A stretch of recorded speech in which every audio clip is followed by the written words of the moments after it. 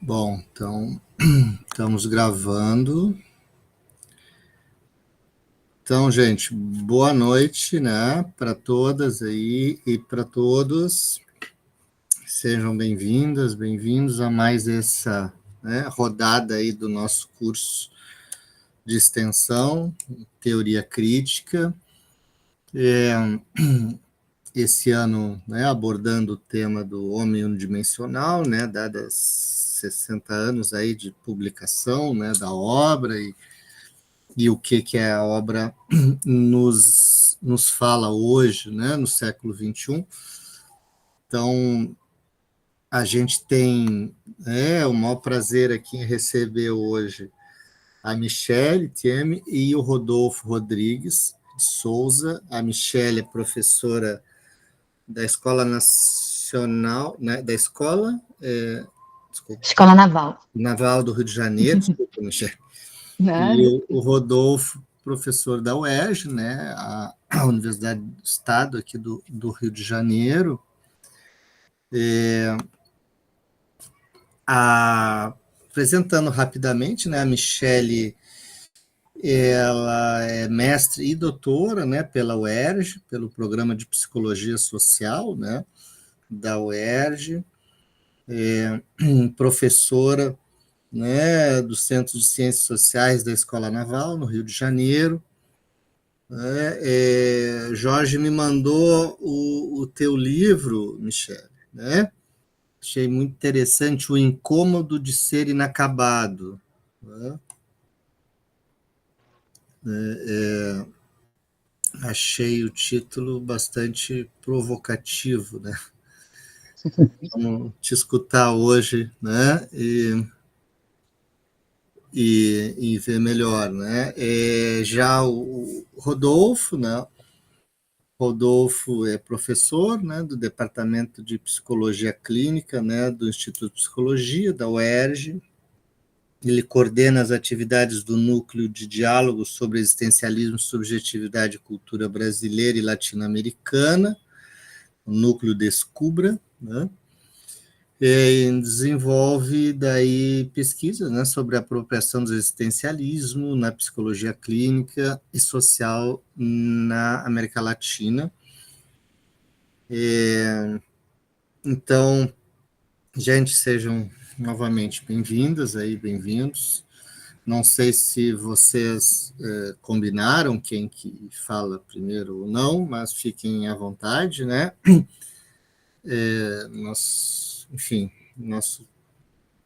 vamos aqui a partir das 7 até as 9, né? A gente passa um pouquinho sempre está no calor na discussão, né? Quando está no final, mas é mais ou menos o nosso tempo é até 9 horas, né, da noite.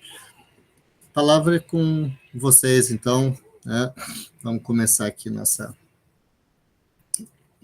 trabalho de hoje. Boa noite a todos. Estão me ouvindo bem? Então, ok. Eu vou começar e depois passo para o Rodolfo. Primeiramente, queria agradecer imensamente o convite. Estou muito feliz de poder estar aqui hoje. Tenho acompanhado os encontros sempre quando eu posso, a gravação, e tem sido muito, muito prazeroso poder pensar junto. E esse convite foi muito especial porque fez com que eu. Foi muito interessante retomar o Homem Unidimensional depois de algum tempo, que foi um livro que foi bem importante para mim na graduação, em psicologia, na UERJ também, onde eu entrei em contato como aluna, né, do professor Jorge, e de lá para cá, muito interessante como a crítica do Marcuse ela vai ganhando novas facetas dentro da gente, né, no nosso olhar.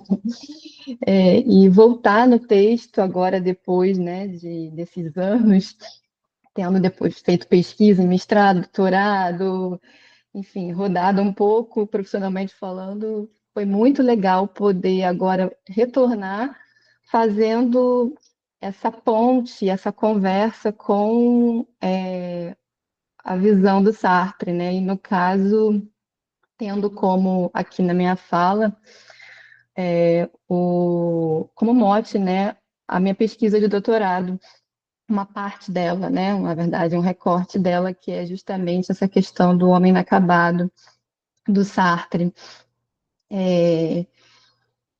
A minha tese, de fato, eu publiquei, né, no livro que ficou com esse título, que o Fernando leu, é esse livrinho aqui, O Incômodo Ser Inacabado, Desafios da Teatralização de Ensino da Contemporaneidade. E, basicamente, né,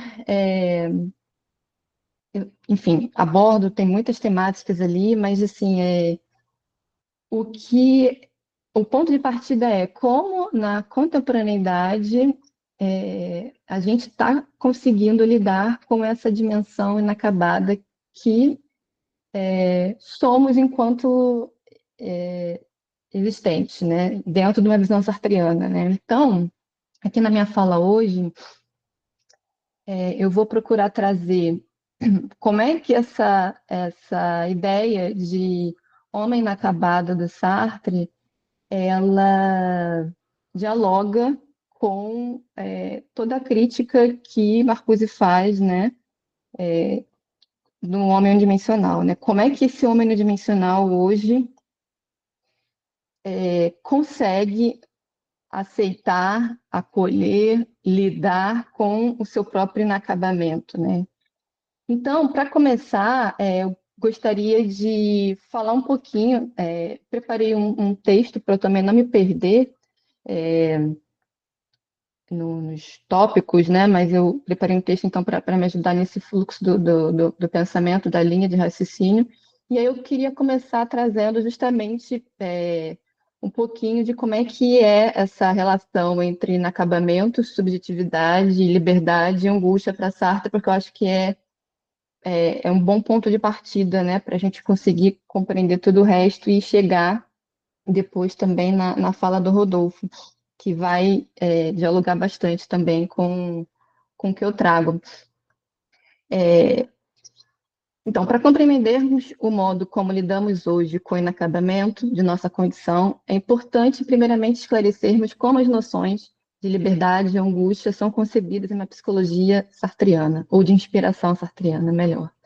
Inicialmente, é fundamental ressaltar que, diferentemente do sentido hegemonicamente dado à noção de liberdade na contemporaneidade, onde ela é muitas vezes entendida nos moldes, né, do ideal querer é poder, como a gente vê muitas vezes, né, conceber o sujeito como livre, em Sartre, não significa pensá-lo como ilimitado. O sujeito é livre por ser ontologicamente constituído pela falta. Isso é um princípio básico. Dessa forma, para Sartre, não conquistamos ou obtemos a liberdade, visto que elas nos constituem.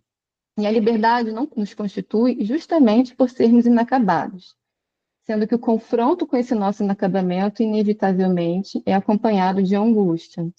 Tal confronto nos lembra da obrigação perpetuamente renovada de refazermos nossa noção de eu, sempre provisória. Então, essa noção de eu, em Sartre, ela é sempre uma construção incessante, que ele vai chamar de uma totalização em curso, e é fruto de um entrelaçamento constante com o mundo, numa grande tensão, né? Então, assim, as palavrinhas tensão e ambiguidade, elas são fundamentais para que a gente compreenda esse homem sempre por se fazer, que, de alguma maneira, vai tentar, a todo custo, fugir desse incômodo que é esse lugar do se fazer e não chegar nunca num lugar pleno, definitivo, né?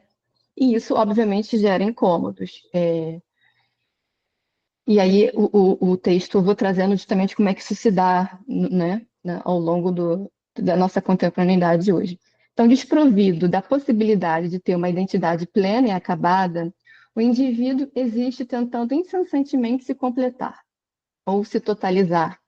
Essa subjetividade plena e acabada até existe, adverte Sartre, mas existe sob a forma daquilo que ele chamou de má-fé. Não sei, né, como é que é o conhecimento de quem está aqui, mas assim, é legal, o Rodolfo acho que vai falar um pouquinho depois também de má-fé, mas é uma noção importantíssima, né, dentro do pensamento de Sartre, para a gente falar qualquer outra coisa aqui. Basicamente são maneiras que a consciência humana tem de negar a sua inexorável condição de liberdade, né? E, consequentemente, fugas das tensões do existir que essa abertura nos provoca, né? E essa fuga se dá através da procura por aquilo que Sartre chama de determinismos tranquilizadores, né? Que escondam de nós essa condição de abertura, esses determinismos, né?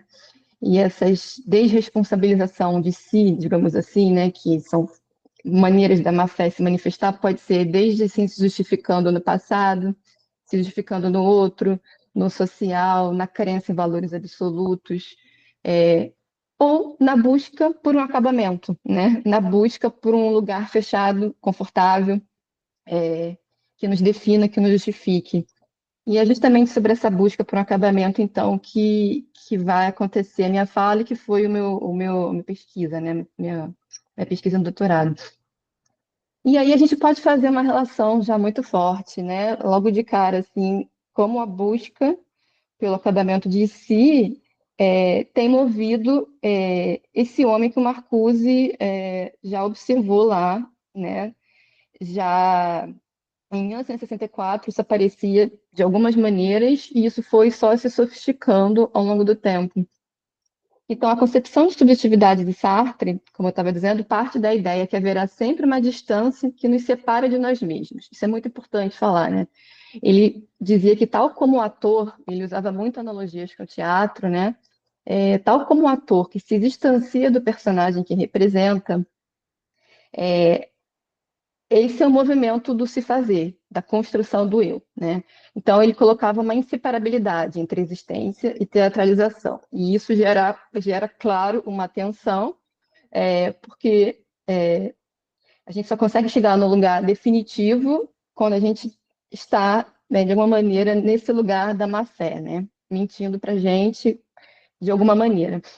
No entanto, e aí é o que eu trago, tendemos a ignorar na contemporaneidade essa distância que nos separa dos personagens, dos papéis que a gente desempenha, né? Na contemporaneidade, a gente tende cada vez mais a negar essa distância. Por isso, vivemos, na maioria das vezes, identificados e colados a determinados papéis que o nosso horizonte histórico elege como ideais. Marcuse, com suas reflexões sobre a sociedade unidimensional, dialoga de forma muito potente com essa perspectiva. Como ponto de partida aqui para a minha fala, acho importante ressaltar, então, que o indivíduo contemporâneo se torna unidimensional justamente quando se vê colado àquilo que a racionalidade instrumental oferece como possibilidade. Então, essa é uma das chaves de leituras que eu trago aqui, da negação da própria teatralidade na medida que se gruda imediatamente naquilo que a cultura traz ali como imediato, que o Marcuse traz muito pautado nessa lógica da racionalidade instrumental, que só foi se sofisticando, né, ao longo desse tempo, até no século XXI. Observamos, então, uma homogeneização de modos de existir, onde os sentidos oferecidos hegemonicamente pela cultura são vistos como naturalmente dados, e as existências cotidianamente colocam-se sob o signo do que Sartre chama de espírito de seriedade, que, abre aspas, reside na substancialização tranquilizadora e coexista dos valores. É uma frase que o Sartre usa, que o Rodolfo acho que vai retomar depois, a questão do espírito de seriedade, mas que eu acho legal trazer logo também agora, porque diz muito, né, desse homem unidimensional, dessa conversa que pode ser feita. Nesse espírito de seriedade, o homem se define a partir do objeto, de imediato, deixando de lado, a priori, como impossíveis todas as outras possibilidades, diminuindo assim, em sua vida social, os espaços de manifestação de angústia. Sujeito nega ou foge de seu próprio inacabamento, sem muitas vezes ter consciência reflexiva dessa fuga. Essa é uma questão. No Homem Unidimensional, analisado por Marcuse, em 68, já era possível observarmos uma das estratégias mais usadas nessa fuga era o desenvolvimento de crenças em ideais rígidos de identidade atrelados aos valores mercadológicos que o capitalismo pós-Segunda Guerra oferecia. No século XXI, a busca por uma unidimensionalidade no campo da subjetividade não regrediu, mas avançou e se sofisticou, sendo que, na atualidade, tal busca por acabamento tem como importante pano de fundo o que chamarei aqui, nessa fala, de cultura da onipotência. Cultura essa que molda um tipo específico de personagem cultuado pelo homem unidimensional da atualidade, conhecido como o vencedor. Alguém sem faltas, perdas, dúvidas, limites, ambiguidades, conflitos. É importante ressaltar que não é à toa que coloco aqui o termo vencedor seguido do artigo definido o. Faço isso com o propósito de ressaltar ideias como identidade e exclusividade que cercam esse personagem tipicamente contemporâneo. Pensando através de uma perspectiva sartreana, o grande problema é que quando pensamos em realidade humana, ser vencedor, por exemplo, não é algo fechado em si mesmo, mas é projeto inacabado, ou seja, totalização em curso, algo que sempre pode e vai vacilar. Nunca poderíamos ser total e plenamente o vencedor, tal como a cultura da onipotência sugere, o que revela que a busca desse homem unidimensional por ser o vencedor nada mais é do que uma atitude que em Sartre entendemos como a má-fé, uma busca por solidez e plenitude fadada ao fracasso e, portanto, também ao sofrimento. O sujeito está fadado a representar-se em Sartre, né? E a teatralidade, como eu falei antes, faz parte da condição humana, mesmo quando agimos fugindo ou ignorando dessa condição. É a fuga dessa incômoda condição que nos faz agir como se não fôssemos livres, mas portadores de uma essência física, uma essência fixa. Na atual cultura da superação dos limites e da busca pela potência total, como a gente tem, né, hoje em dia, no nosso modo neoliberal, né, econômico, o indivíduo acredita que realmente pode ser por completo um determinado personagem, ignorando a má-fé que coloca nesse ato. Vivemos hoje a exacerbação do forte sentimento de desamparo diante de um mundo instável, acelerado e efêmero, como a gente vem conversando nesses últimos encontros, né, aqui do curso, que escapa totalmente ao controle, cujas regras mudam rapidamente.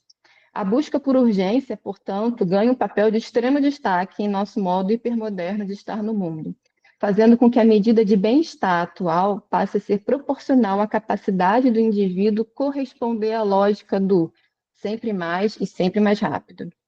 Podemos dizer, então, que esse modo hiper de estar no mundo exacerba aquilo que o mundo moderno entende como o modo ideal do homem vivenciar o tempo, que atualmente é considerado como o modo da aceleração e consequentemente, desculpa, da imediatez, que é um outro tema que apareceu aqui já algumas vezes na fala, né? E aqui eu trago como sendo, de fato, uma baliza importantíssima, né, desse modo hiper, que alguns autores chamam de hipermodernidade, né? A aceleração ela é muito importante para a gente entender esse cenário. Quem não acompanha o ritmo imposto, certamente sofre algum tipo de punição, que vai desde se afastar do ideal de vencedor, propagado na atualidade, até ser colocado como um doente em potencial, alvo de tratamentos diversos. Como consequência, convivemos com um tempo bastante limitado para lidarmos com experiências que desestabilizem nossas rígidas crenças sobre quem somos ou deveríamos ser. Então, sai de cena um espaço para incômodo, né? A gente quer ficar preenchendo de toda maneira com situações que distraem a gente desse lugar do estranhamento. Essa aceitação passiva da urgência e aceleração no modo como nos escolhemos no mundo, onde o inacabamento é visto como incômodo a ser eliminado da forma mais imediata possível, parece sorrateiramente afastar o indivíduo contemporâneo da possibilidade de vislumbrar modos de existir que transcendem as prescrições impostas pela realidade imediata. Aí a gente vê com muita força essa ausência de futuro e de utopia que passa um pouco pelo diagnóstico da teoria crítica como um todo, né? É um apego muito grande à situação imediata, tal ponto da gente não conseguir vislumbrar modos alternativos, né, de se lidar e de se construir, de se reinventar. E para pensarmos essa unidimensionalidade que naturaliza um mundo sem possibilidade de oposição, que é, né, a base do que Marcuse coloca, é bastante pertinente retomarmos a noção de prática inerte que Sartre trabalha em seu Crítica da Razão Dialética. O prática inerte para Sartre seria justamente essa materialidade produzida pela praxis humana que estrutura e prescreve a nossa vida de forma serializada, o que envolve normatização e obediência a regras hegemônicas. Assim, quando adotamos a urgência e a aceleração como padrões temporais quase que absolutos para nosso viver cotidiano, estaríamos no campo do que Sartre chamou de série, modo de existência social dominado pelo prático inerte, em que impera um sentimento de impotência e passividade por parte do indivíduo. Para Sartre, a alienação acontece, então, quando o homem abdica daquilo que faz sentido para si, abrindo mão da abertura de seu projeto e assume as prescrições do horizonte histórico como sendo suas únicas possibilidades. Sartre nos dá um interessante exemplo de como essa situação do automatismo em nosso existir cotidiano pode ser observada na nossa aparentemente prosaica relação com o despertador. Aí eu vou citar aqui um exemplo bem conhecido do Sartre, né, que ele coloca com o despertador um serio nada que eu acho que ilustra muito bem essa questão. Ele diz, abre aspas, o despertador que toca de manhã remete à possibilidade de ir ao trabalho, minha possibilidade. Mas captar o chamado do despertador como chamado é levantar. Assim, o ato de levantar da cama é tranquilizador porque evita a pergunta: será que o trabalho é minha possibilidade? E, em consequência, não me deixa em condições de captar a possibilidade do quietismo, da recusa ao trabalho e, em última instância, da negação do mundo. Em resumo, na medida em que apreender o sentido da campainha do despertador já é ficar de pé a seu chamado, tal apreensão me protege contra a angustiante intuição de que sou eu e mais ninguém, quem confere ao despertador seu poder de exigir meu despertar. Com essa breve passagem, Sartre nos possibilita pensar que a submissão total a ideais rígidos sobre quem devemos ser parece ser uma estratégia muito potente de eliminação do espaço para o surgimento de experiências de incômodo e de estranhamento. Se insere nada, então, Sartre argumenta que o medo da liberdade nos faz agir como se não fôssemos livres, mas portadores de uma essência fixa, daí a busca por um acabamento. Na Crítica da Razão Dialética, Sartre defende a ideia que no campo material e social da ação, somos frequentemente impelidos à alienação de nossa liberdade, como se fôssemos objetos e não sujeitos. Desse modo, suas reflexões sobre a alienação de nossa liberdade continuam hoje extremamente atuais e necessárias. Aí é inevitável a gente não lembrar, né, da frase clássica do Marcuse, né, que ele fala lá no Homem Dimensional. Uma não liberdade confortável, suave, democrática prevalece na civilização industrial avançada, né? Então tem uma conversa muito forte aí, né? Assim, por trás da aceleração incessante, o pensamento técnico calculante, que surge na modernidade, tentando prever e ordenar a vida moderna, ao invés de ser superado, encontra na atualidade um terreno ainda mais fértil e sutil, já que aparece disfarçado de mudança, novidade e progresso. Hoje, no século XXI, sabemos que são muitas as formas propostas para o alcance de uma ilusória completude. Porém, quase todas estão ligadas a um ideal rígido de subjetividade. E essa rigidez nos tem levado a uma problemática consequência. O homem contemporâneo tem se deparado com a paradoxal dificuldade de repensar e reinventar sua existência, mesmo estando inserido em um tempo de múltiplas aberturas e possibilidades. Conforme afirma Franklin Leopoldo Silva, que é um grande estudioso, professor, pesquisador de Sartre, a dificuldade do sujeito contemporâneo em sustentar o incômodo da instabilidade, da ambiguidade existente na relação homem-mundo, subjetivo-objetivo, levaria a uma banalização da experiência, que consistiria, nas palavras do Franklin Leopoldo Silva, justamente a aceitação de uma vida unidimensional, em que, eu trouxe um trechozinho dele, do Franklin Leopoldo Silva, que ele fala, as solicitações do mundo objetivo atravessam a subjetividade sem encontrar a opacidade de uma liberdade por via da qual o indivíduo poderia se opor à realidade dada, por meio de projeção de outras possibilidades. Isso é, de uma outra experiência existencial e histórica, em que o tempo fosse vivido também na dimensão da singularidade subjetiva, e não apenas na esfera da homogeneidade objetiva. A atual banalização da experiência parece vir progressivamente acompanhada, portanto, da renúncia do sujeito em participar ativamente das transformações de sua própria história. Desse modo, quando se restringe ao ideal de completude, podemos dizer que o indivíduo contemporâneo parece tentar fugir do fato de que a vida e a construção de si não se determinam apenas a partir de uma mera vontade e esforço individual. Nessa perspectiva, e essa é uma das grandes questões, né? A incompletude deixa, então, de ser encarada como constitutiva da existência e passa a ser encarada como um defeito, a ser superado, corrigido, tratado, medicado, aniquilado, né? Então, a incompletude ela passa a ser um grande problema, né? Que precisa ser gerenciado a todo custo, forma mais imediata possível. Tenha foco, não perca tempo sofrendo, ultrapasse seus limites e as you can são alguns dos imperativos que povoam o nosso viver cotidiano na atualidade. E é justamente mergulhado nessa cultura, né, da superação dos limites, que é a que eu estou trazendo aqui como pano de fundo para essa fala, que esse sujeito unidimensional tende a interpretar o inatingível como algo relativo à sua impotência, que gera todo um campo de sofrimento psíquico muito específico da nossa época, né? A sensação constante que a gente escuta muito na clínica, né, de insuficiência e de impotência, né, que está na base de grandes incômodos existenciais, inclusive no campo do trabalho, as pesquisas do Fernando vão muito também nessa direção, né, mostrando como é que isso está atrelado a esse fracasso desse projeto, né, que tudo isso aqui envolve. Bom, continuando. De tal modo que, para existir na cena social, o indivíduo precisa mostrar constantemente a habilidade de saber se restringir a esse único personagem, aquele que nunca perde nada, ou seja, não convive com limites, insatisfações e ambiguidades, e que por isso, supostamente, pode ser o que quiser, desde que não abra mão dos ideais de performance e desempenho, nem que para isso ele precise fazer uso de todo o mercado de serviços e saberes à sua disposição. Então, a gente tem aí aquele grande paradoxo, né? Que você pode ser muitas coisas, uma explosão de possibilidades, mas que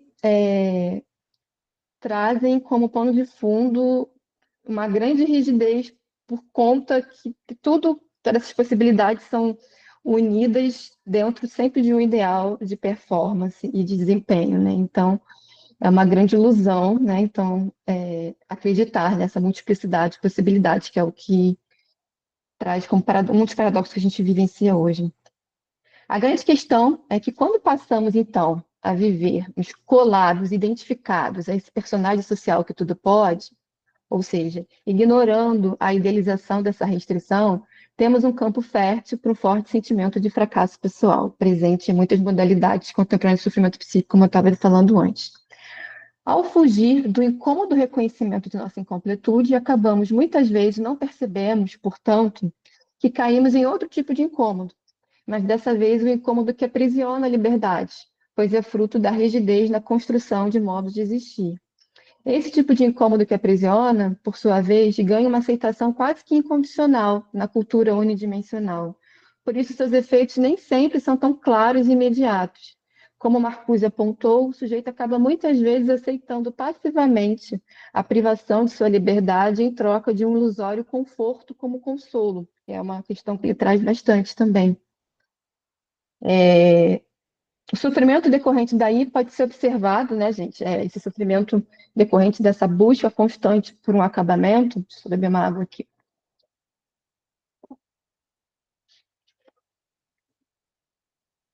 Pode ser observado a partir de inúmeras situações cotidianas, né?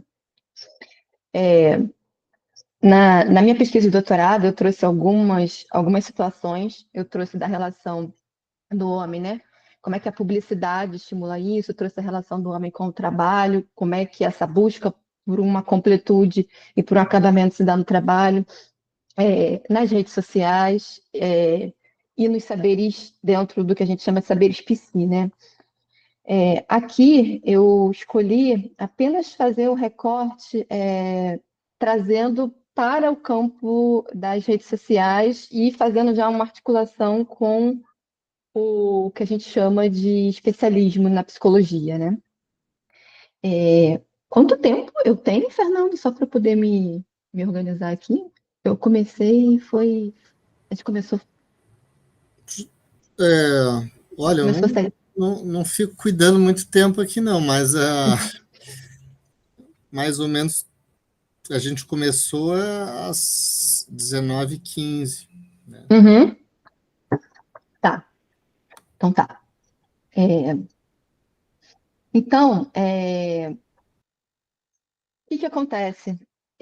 Por que que eu coloquei as redes sociais como, dentro da minha pesquisa, como uma grande chave de leitura para a gente entender, né?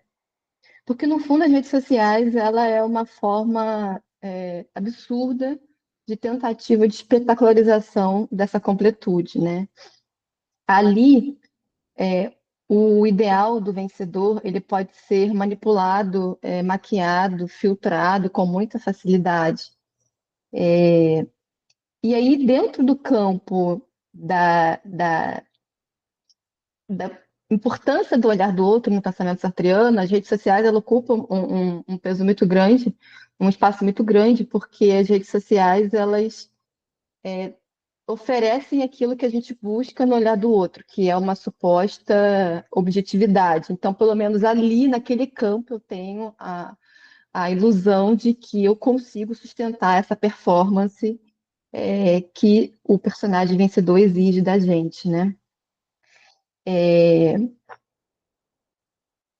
É necessário, portanto, vou continuar aqui, lembrar que esse ideal atual do vencedor, pensado na vida humana, é de fato insustentável, só sendo possível de ocorrer através do uso de mecanismos que silenciam nossa condição vulnerável e frágil.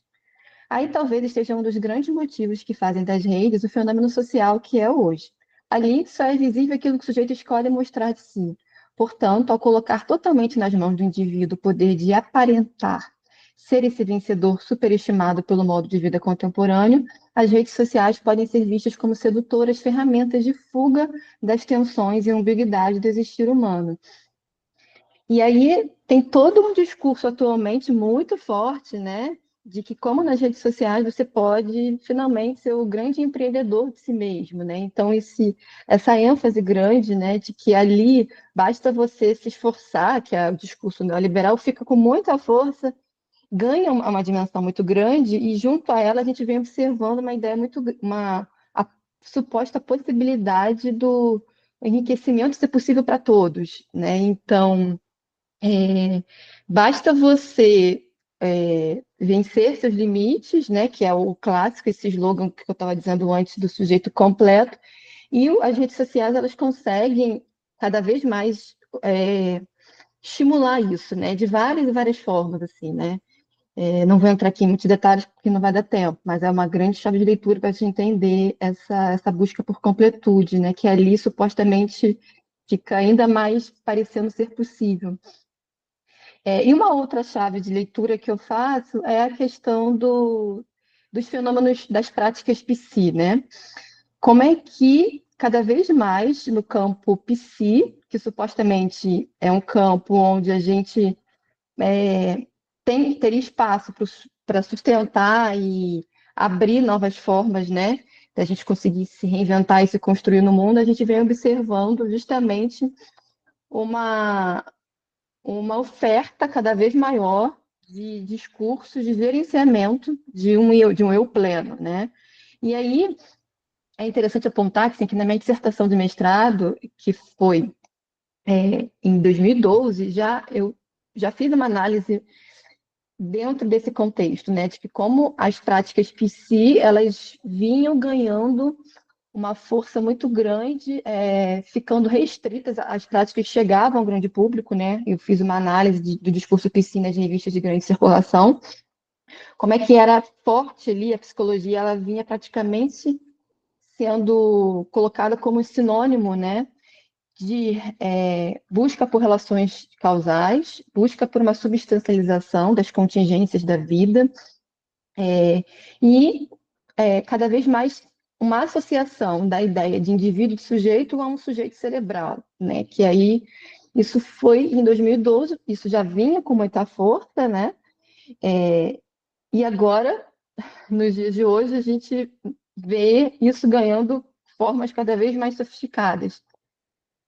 Então, com o passar do tempo, uma grande dificuldade inerente a esse assunto, a gente pode dizer, passou a ser o consenso sobre como se define o uso, por exemplo, da neurociência como um modo muito específico de encarar, né, as questões, né, de objetivar, de substancializar as contingências da vida, os incômodos. Como é que a gente define o uso da neurociência do medicamento para o tratamento e para uso para aprimoramento, né? Que um pouco até que o professor Paulo Amarante trouxe também essa discussão numa das falas, é, é uma questão muito forte, né? Que eu trato isso também na pesquisa como sendo um desdobramento dessa busca por um acabamento, né? Que está dentro desse lugar da performance, né?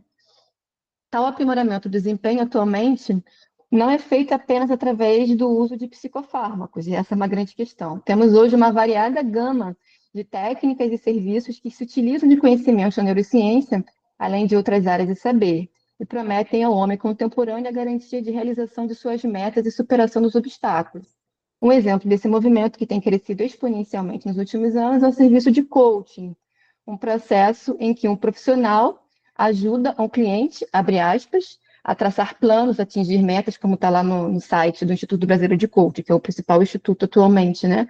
Traçar planos, atingir metas e melhorar resultados por meio de técnicas oriundas principalmente de abordagens cognitivas, cognitivistas e áreas como neurociência e psicologia positiva.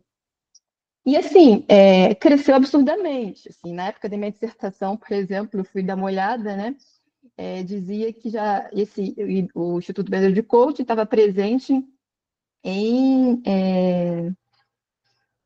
em 50 cidades. Aí agora eu fui lá no site, eu estava lá 96 cidades, né? E os números também daquela época foram crescendo, eu fui olhar comparando, né? Enfim, a ênfase dada à superação de limites e obstáculos costuma estar fortemente presente no discurso de coaching. A ideia propagada é que o homem pode ter a vida em suas mãos e estipular seus próprios limites, indo justamente na direção contrária a uma visão de homem onde consegue sustentar, né, essa tensão e ambiguidade na sua relação com o mundo, né, onde não há respostas imediatas, prontas, né, onde o esforço não necessariamente vai dar conta de tudo, onde existe um imponderável, onde existe um social, onde existe uma série de atravessamentos que não está ali apenas nesse indivíduo pleno, com essa crença de que pode ser completo e está nas mãos dele essa possibilidade, né? Enfim, mentindo para si mesmo, que é uma forma de má fé, como a gente viu, evitando reconhecer a angústia como constituinte de sua liberdade, o homem unidimensional de hoje, do século XXI, prefere negar sua condição de abertura e acreditar que aquele estado momentâneo, objetivo e confortável, conseguido através de uma verdade vinda de um especialista, que é o discurso dos especialistas hoje em dia, né, por exemplo, corresponderia àquilo que ele gostaria de ser, ou seja, alguém supostamente livre de frustrações, incertezas e fragilidades. Enfim, gente, eu não vou me alongar muito, assim, estou com medo de passar, e o Rodolfo também tem muitas questões que vão dialogar com as minhas, e depois a gente pode voltar, e aí eu trago também, posso trazer a finalização daqui, enfim, eu acho que fica mais fluido, tá? Queria agora dar a palavra para o Rodolfo. Bom, podemos seguir? Seguimos. Também gostaria de agradecer mais uma vez, né? Faço as palavras da Michelle as minhas também, assim, pelo convite. Fernando, Robson, Leomir e Jorge. É um prazer estar nessa nova edição, né, assim, do curso, sempre com temáticas que aquecem, né, assim, a gente fica pensando. Diferente da Michelle, eu não tinha lido O Homem Unidimensional, então eu agradeço mais também pelo fato de que estar aqui me fez ler o livro, né, e descobrir ali, enfim, muitas possibilidades de reflexão. No momento em que, por exemplo, a gente estava passando por uma greve estudantil na UERJ, né, com muitas tensões institucionais, e acho que eu fui conversando com Marcuse mesmo, assim, no sentido de que muita coisa que eu estava encontrando ali na leitura fazia sentido para aquilo que a gente estava vivendo. Eu preparei uma parte texto, uma parte comentário, e vamos vendo aqui o que funciona. Então, vou lá. Hoje nós estamos aqui para conversar com os mortos. Ontem fui assistir Malu, novo filme de Pedro Freire, em que ele homenageia a mãe, a atriz Malu Rocha, morta em 2013, de mal de prion, também conhecido como mal da vaca louca. Uma dessas piadas inadequadas que nos faz rir em horas de embaraço e que ele sabe usar lindamente na película. Ao sair do cinema, recebo poucas horas depois a notícia do falecimento do psicanalista Paulo Vidal, professor da Universidade Federal Fluminense e companheiro de vida da querida professora Márcia Moraes. Paro para organizar essa minha fala hoje, depois da despedida de Paulo, e me dou conta de que estou desde ontem conversando mais de perto com os mortos, e que hoje eu só faço continuar, Sartre e Marcuse. E vamos falar sobre a atualidade de seus pensamentos. Não sei ser poético, mas Sartre já o foi por mim. Em sua palestra, em abril de 1964, mesmo ano do lançamento do livro de Marcuse, quando aqui a gente mal havia completado um mês de ditadura civil-militar, no colóquio Kierkegaard Vivo, organizado pela Unesco, Sartre começa a sua fala com o impasse que o título coloca. Kierkegaard vivo quer dizer Kierkegaard morto, ele diz. Morrer seria totalizar-se e abrir a possibilidade de um saber total sobre o vivido. Entretanto, Kierkegaard, desvela Sartre, criou sua obra de modo que sua simples inscrição no rol dos autores mortos, com os quais já não se relaciona, mas apenas se fala sobre, é uma impossibilidade. Sua obra é plena de contradições, de sustentação da ambiguidade, de modo que olhar para a obra é reencontrar-se com a singularidade que Kierkegaard foi e ainda é, tentando escapar a qualquer totalização acachapante do vivido, se sustentando inacabado e, ao mesmo tempo, é reencontrar a própria singularidade nossa, de quem o lê, pois abre a possibilidade de contato com o que nos é mais próprio, essa condição de ambiguidade, de abertura do vivido, de inacabamento. Ler Kierkegaard é, e aí eu cito Sartre, insuflarmos com nossa vida. Fecho aspas. O mesmo se dá com Marcuse e com Sartre. Estarmos aqui comentando os encontros possíveis entre suas obras, encontros esses deslindados pelo próprio Marcuse em A Ideologia da Sociedade Industrial, esse título da publicação aqui no Brasil, de que aqui falamos, é insuflarmos suas obras com nossas vidas e atualizarmos e, de algum modo, não a deixarmos morrer, pois, enfim, já nunca estiveram mortas. Uma pista interessante para isso ambos os autores nos deram, tanto Sartre quanto Marcuse, que passa pela questão da linguagem. Ainda sobre Kierkegaard, Sartre fala sobre como ele trai a relação significante-significado, como propõe, abro aspas para Sartre, o uso inverso das palavras, fecho aspas, como modo de resistir à totalização, ao saber pleno que absolutiza as coisas. Antes, porém, de pensar nessa saída da linguagem, eu quero pensar em algumas prisões do contemporâneo junto com esses mortos, aos quais irei incluir Simone de Beauvoir e Bruno Latour. Então, eu vou propor aqui um novo começo para essa fala e colocar agora essa questão, né, assim, do contemporâneo. Para a gente começar, desse ponto de partida, eu quero ler uma poesia que não tem título, do Manuel de Barros, que está no Livro das Ignorâncias. Na página 25, é o poema número 19, que diz assim: o rio que fazia uma volta atrás de nossa casa era a imagem de um vidro mole que fazia uma volta atrás de casa. Passou um homem depois e disse: essa volta que o rio faz por trás de sua casa se chama enseada. não era mais a imagem de uma cobra de vidro que fazia uma volta atrás de casa, era uma enseada. Acho que o nome empobreceu a imagem. Sartre, ao fazer seu ensaio de ontologia fenomenológica, fala do existente como tentativa de ser em si para si. Como para si, é sustentação da liberdade, abertura, nada de ser que é, no fundo, um ter de ser, um ter de se fazer pelo jogo de ir sendo. Como em si é coisa, acabamento, destino, certeza, garantia. Aquilo a que Sartre chamou de má fé seria a possibilidade sempre presente de nos tomarmos como algo pré-determinado, acabado, engessamento, seja na perspectiva do em si, seja na perspectiva do para si. E aqui eu estou retomando coisas que Michele já falou muito mais aprofundadamente. Quer seja a absoluta determinação, causalidade, que a tudo mapeia, tudo explica, quer seja a absoluta liberdade, a pura aventura, a pura poesia, a não implicação. Seja como for, a má-fé é tentativa de fugir à condição de ambiguidade que é a nossa. E aí aqui eu conto uma outra história de um filme. Tem um filme que não estreou no Brasil e só estreou agora muito pequeno, né, no Festival do Rio, que agora me parece que está em algum streaming, mas que nem estava em streaming, que é um filme dinamarquês que se chama Não Fale o Mal, Speak No Evil.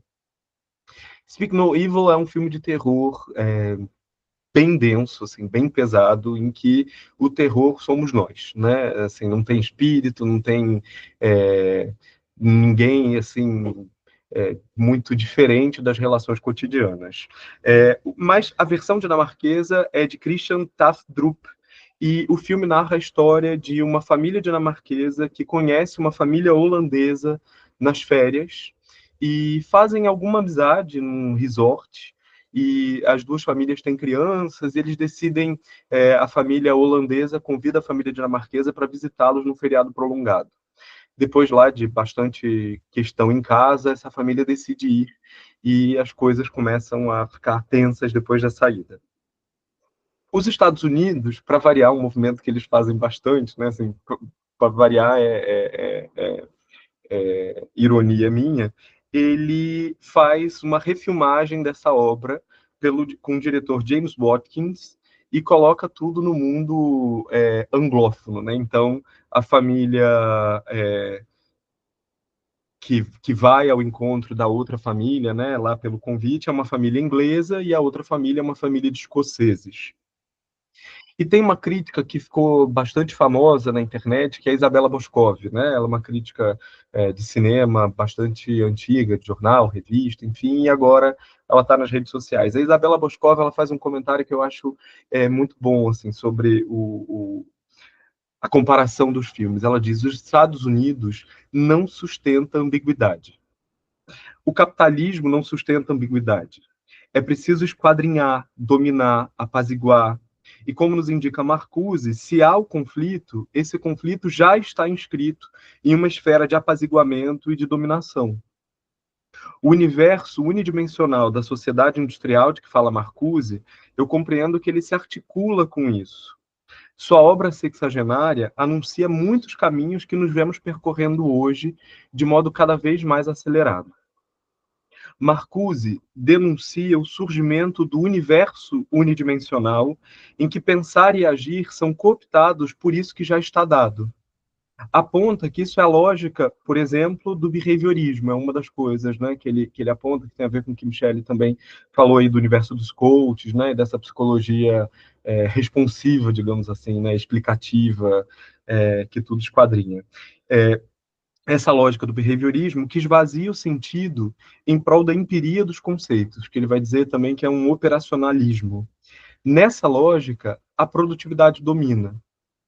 E aí aqui eu começo a apontar de modo mais aberto para algumas reflexões que eu vou tentar encaminhar para um desfecho, mas que eu acho que, na verdade, a proposta é que a gente converse, porque são inquietações minhas também. O pensamento, a meditação, a possibilidade de sustentação de um outro tempo e um modo de habitar que, por exemplo, não sai nomeando a cobra de vidro mole atrás da minha casa de enseada, que não resolve o conflito, que sustenta a ambiguidade, requer um tempo que não é o tempo da produção. Um espaço, por excelência, de possibilidade da meditação seria a academia, que, por outro lado, é cada vez mais dominada pelos critérios da produção. Semana passada, por exemplo, os novos critérios da CAPES para avaliação de artigos científicos foram divulgados, mais ou menos, né? Assim, é uma pré-divulgação, joga ali para ver o que o debate vai sair. Bom, e aí a novidade maravilhosa é que tem 3 critérios agora, então é mais complexa a avaliação. Não é mais só o Qualis Revistas, né? Aquela avaliação da Qualis CAPES, A1, A2 e tal. Há mais 2 critérios. E aqui eu cito a reportagem da Sara Schmidt, jornalista da revista Pesquisa FAPESP, publicada em 26 de outubro de 2024, a reportagem. E ela escreve: no segundo dos critérios, será possível combinar elementos quantitativos do artigo, como índices de citação e indicadores alternativos ou altimétricos, como menções em sites e redes sociais e números de downloads, com critérios qualitativos do periódico em que ele foi publicado, valorizando, por exemplo, revistas de acesso aberto, de boa qualidade ou de relevância nacional, como as indexadas nas coleções do Cielo. Já o terceiro procedimento tem foco não em métricas, mas na avaliação qualitativa de cada artigo, observando, por exemplo, sua contribuição científica e impacto teórico. É evidente aqui, aí, os comentários que circulam na reportagem e nos papos com os colegas, essa direção que passa pelo que Michele falou também, né, assim, dessa redessocialização da produção acadêmica, no sentido do like, né, que se tornou, por exemplo, na UERJ, uma das mensurações avaliativas de projeto de extensão e de iniciação científica, né? Os projetos precisam fazer um videozinho, e isso já tem alguns anos, tá? Desde a pandemia. Postar o videozinho no YouTube, e os projetos que têm mais like são os projetos que vão ser premiados na semana de iniciação científica, na semana de extensão, e assim por diante. Parece que esse segundo critério, pelo menos da CAPES, coloca pesquisadoras, pesquisadores nesse mesmo cenário, né, de produzir e de fazer com que seu artigo seja citado nas redes, que vai ser uma métrica de mensuração da qualidade, né, ou do alcance daquele material.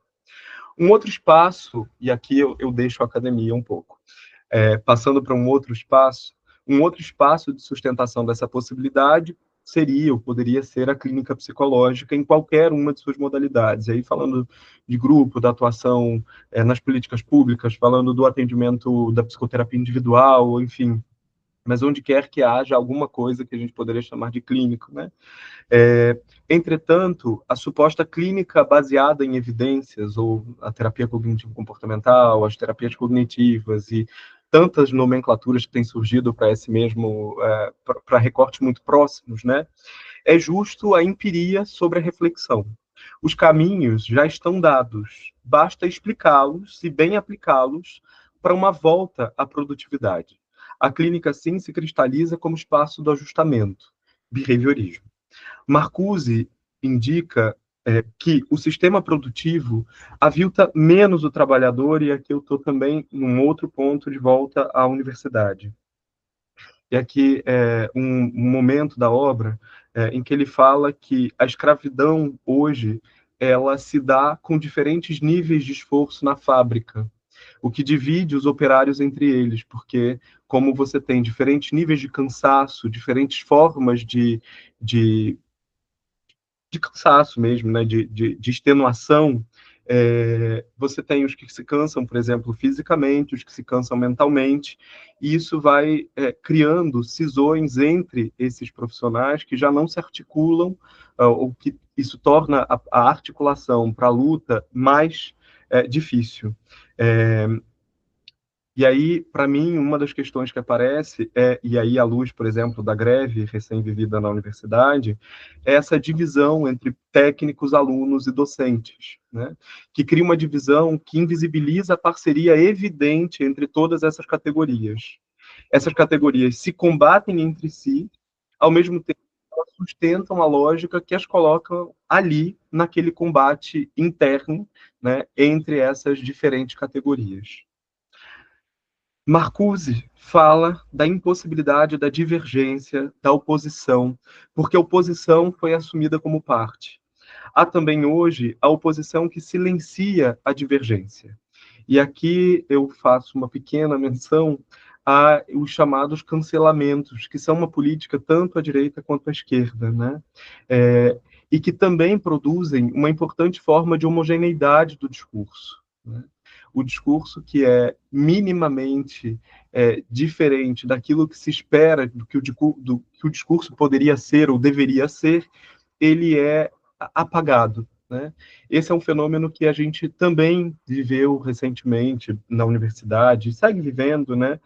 De impossibilidade dos diálogos se colocarem, né? A gente tem vivido não só na UERJ, né? Acho que a gente tem notícia de outras universidades em que situações similares têm se dado, né? E um temor de uma colocação, de uma posição minimamente diferente, que poderia sustentar um conflito ou abrir um conflito, e veja bem, diferente, eu não estou chamando, obviamente, aqui não estou fazendo menção às posições abertamente contra um mínimo de bom senso, de humanidade, ou, digamos, criminais, né? Eu não estou falando de posições que querem violentar a existência de outras pessoas, né? Mas falando de posições que a gente poderia sustentar ali de dissenso.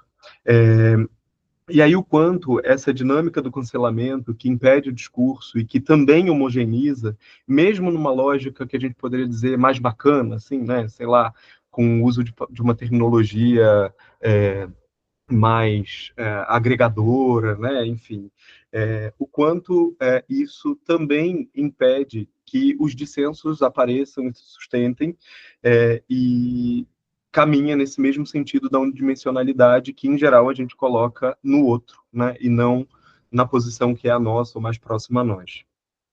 Nesse sentido também, uma das questões que tem me atravessado como pensamento e como pensamento na clínica é essa lógica de certo reformismo, né? Que vai fazendo pequenos ajustes na realidade dura, e esses pequenos ajustes já seriam suficientes, e que para mim entra um pouco nessa venda da liberdade que a Michelle retomou ali do Marcuse, né? Assim, para uma assunção de uma liberdade mais ampla, né? Sendo que eu não sei o que virá, eu já sei o que o estado de bem-estar me oferece, talvez seja melhor o que o estado de bem-estar me oferece. Então eu vou, ao invés de lutar pela transformação das políticas dadas, eu luto por pequenas reformas que me favoreçam e que favoreçam meus grupos. E o quanto isso não é a superação do problema, né? Mas segue nessa lógica em que o conflito está sendo apaziguado dentro de um certo conformismo, né? Bom, e aí falei várias possibilidades assim que eu talvez para a gente conversar, vou retomar a reflexão mais dura. No fundo, eu penso que o homem unidimensional é o homem sério. A Michelle falou, né, da seriedade, do projeto de seriedade, e eu vou conversar aqui com a Simone de Beauvoir, né? Simone de Beauvoir vai chamar de o homem sério ou do sub-homem, lá no Por uma Moral da Ambiguidade, que é uma obra de 1947. Descrevendo esse homem sério ou sub-homem, Beauvoir indica que ele é o homem que se quer fixo, ao modo da facticidade. É o sub-homem, aquele que se engaja em um projeto de permanência. Isso pode fazer parecer que ele é um homem sem riscos, aquele que não quer nada que possa colocá-lo em movimento. Ele é dominado pelo fanatismo da seriedade e da paixão. O sub-homem não funciona numa lógica ética, pois isso seria sustentar a tensão entre liberdade e facticidade, e esse homem se faz pura facticidade. Mas poderíamos dizer que ele não é o homem da ética, mas ele é um homem do moralismo. Ele teme a consciência de sua liberdade, se engaja positivamente em um exercício de liberdade que faça dele objeto sem subjetividade. Esse homem sério, ele sequer é homem. Ele é o pai, ele é o chefe, ele é o membro do partido, ele é um tipo. e para alcançar e sustentar esse objeto de si, ela diz, ele é capaz de atrocidades. Para realizar seu ídolo, ele é capaz de considerar o humano inumano e passar por cima dele. É o homem tirano, afinal, sem reconhecer sua própria liberdade, como ele poderia reconhecer a liberdade de outrem. O homem sério é aquele que se quer Deus, mas ele não o é. Sabe disso e sente que seu projeto está sempre sob ameaça. Ele é, por consequência, também o homem do medo e da paranoia. O homem unidimensional, ele é também o antissemita descrito por Sartre em reflexões sobre a questão judaica. O homem das paixões, das opiniões apaixonadas, que coloca as opiniões todas se equivalendo como se as opiniões não fossem políticas e não agissem mundo, desde que elas ajam, na verdade, sempre no sentido da sustentação da lógica já posta. Eu vou, para não passar muito mais tempo, só vou dizer que aqui eu me lembrei da situação recente com o Thiago Leifert, comentando a recusa do Vini Júnior em ir receber, né, participar da cerimônia de um prêmio X do futebol, que eu não faço a menor ideia do que seja, tá? E um convite que ele faz a uma mulher negra para comentar essa situação junto com ele, e ele não tem a menor possibilidade de ouvir o que ela tem para dizer, né? O tempo todo ele está se defendendo de que ele não foi uma fala problemática. Voltando ao homem unidimensional e Marcuse, ao tema da linguagem, para encerrar essa minha fala, e eu anunciei o tema da linguagem antes, Marcuse denuncia que a lógica comunicacional utilizada para a administração total unifica e ataca o que se propõe transcendente e crítico. A linguagem delimita, imita, nomeia, mas não pensa. A linguagem, essa linguagem, né, da sociedade industrial, a linguagem adquire funcionalidade e afasta o que não se conforma. Não há espaço para o novo, porque o nome nomeia o todo. Repele-se a lógica descritiva, a demora, a sustentação do tempo de pensar, a recalcitrância, a suspensão dos juízos prévios. A palavra e a escrita são agrupadas em torno de linhas de impacto e de incitadores de audiência que transmitem a imagem. E eu acho que, de alguma forma, ele está falando ali do que a gente vive hoje, que são as batalhas de lacre, né? É uma coisa muito comum entre os jovens no TikTok, filmar nas escolas as batalhas de lacre, que a linguagem ela está só para lacrar o discurso e ela não sustenta diálogo, né? A espetacularização da tensão, né? Assim, você tensiona, mas é falso, é para a gente rir, é para a gente brincar de tensão. Marcuse, nesse caminho, ele vai falar, por exemplo, das abreviações e do quanto as siglas, elas escondem a contradição. E ele vai dizer, um dos caminhos seria a gente escrever, né, por extenso e deixar evidente o absurdo dos termos que estão reunidos, mas escondidos naquela sigla. O Bruno Latour, que eu disse que ia mencionar brevemente, ele tem esse livro bem interessante que se chama Cogitamos, 6 cartas sobre as humanidades científicas. É uma aluna fictícia que não pode ir ao curso dele, então ele manda 6 cartas falando um pouco da discussão que eles tiveram nas aulas. E uma das coisas que ele vai pegar são as notícias. Ele diz, olha para as notícias, sustenta a notícia, se coloca diante dela e fica pensando que mundos ela regimenta. E ele diz, não organiza, porque não se pode colocá-los em ordem. Mergulhamos de modo ineludível em uma contradição da qual não é conveniente tentarmos nos evadir tão rapidamente. Não se pode fazer nada. Torna-se necessário aceitar os 2 argumentos simultaneamente. É inútil exclamar, isso são aberrações, as ciências devem se manter afastadas de todas essas questões indignas delas. Essa é a primeira noção que eu gostaria que os alunos absorvessem. Tomemos como objeto essa contradição, esse discurso duplo, e nos esforcemos para não nos precipitarmos tomando partido imediatamente. Desaceleremos, tenhamos paciência. Ele está falando que seria importante olhar para os exemplos, né? Mas dessa condensação, parecido com que o Marcuse está falando da sigla, né? Que parece que é a pura notícia, né? Mas o quanto política, realidades, né? Enfim, uma série de coisas que estão em jogo e parecem não estar, porque nada é contraditório, porque tudo é aplainado. Aqui, só para um fim, eu penso que a fenomenologia, naquilo que ela propõe de descrição e crítica, né, com suspensão dos valores, ela pode ser um caminho interessante de resistência a esse operacionalismo e behaviorismo apontado por Marcuse.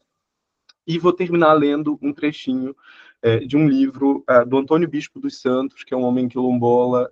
Esse livro se chama A Terra Dá, a Terra Quer. No primeiro capítulo, ele discute um pouco essa questão da linguagem, e ele diz: por que o povo da favela fala gíria? Preenchem a língua portuguesa com palavras potentes que o próprio colonizador não entende. Enchem a língua como quem enche uma linguiça. E assim falam português na frente do inimigo sem que ele entenda. A favela adestrou a língua, a enfeitiçou. Temos que enfeitiçar a língua. Posso dizer que sou feiticeiro. Qual é o problema? Mas sou feiticeiro e milagreiro, porque sou politeísta e sei fazer o efeito tanto pelo milagre como pelo feitiço. Semeei as palavras biointeração, confluência, saber orgânico, saber sintético, saber circular, saber linear, colonialismo, contracolonialismo. Semeei as sementes que eram nossas e as que não eram nossas. Transformei as nossas mentes em roças e joguei uma cuia de sementes. Quando apresentei essas sementes, essas imagens, essas palavras germinantes, eu tinha a impressão de que a palavra biointeração germinaria mais do que as outras. Tanto é que me esforcei muito nesse sentido. Mas o que aconteceu foi que a palavra que melhor germinou foi confluência. Não tenho dúvida de que a confluência é a energia que está nos movendo para o compartilhamento, para o reconhecimento, para o respeito. Um rio não deixa de ser um rio porque conflui com outro rio. Ao contrário, ele passa a ser ele mesmo e outros rios. Ele se fortalece. Quando a gente confluencia, a gente não deixa de ser a gente passa a ser agente e outra gente. A gente rende. A confluência é uma força que rende, que aumenta, que amplia. Essa é a medida. De fato, a confluência, essa palavra germinante, me veio em um momento em que a nossa ancestralidade me segurava no colo. Na verdade, ela ainda me segura. Ando me sentindo no colo da ancestralidade e quero compartilhar isso. Eu achei que, enfim, vinha calhar um pouco desse discurso com os mortos, né? E por que que a gente conversa e faz confluir, né? Pessoas tão diversas, tanto aqui quanto nesse apanhado de ideias que eu trouxe para cá, meio desorganizadas. Mas era isso. Obrigado.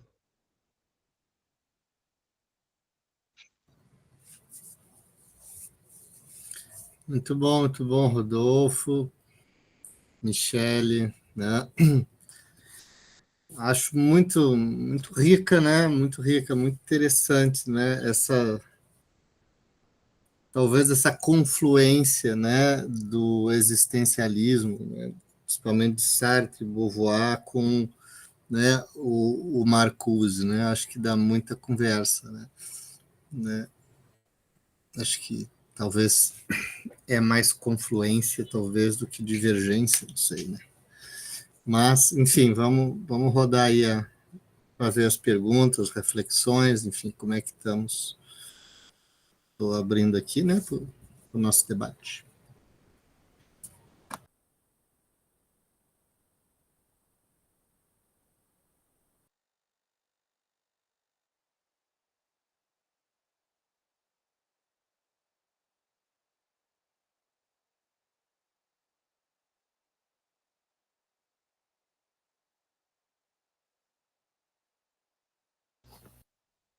Eu não queria ser a primeira, gente.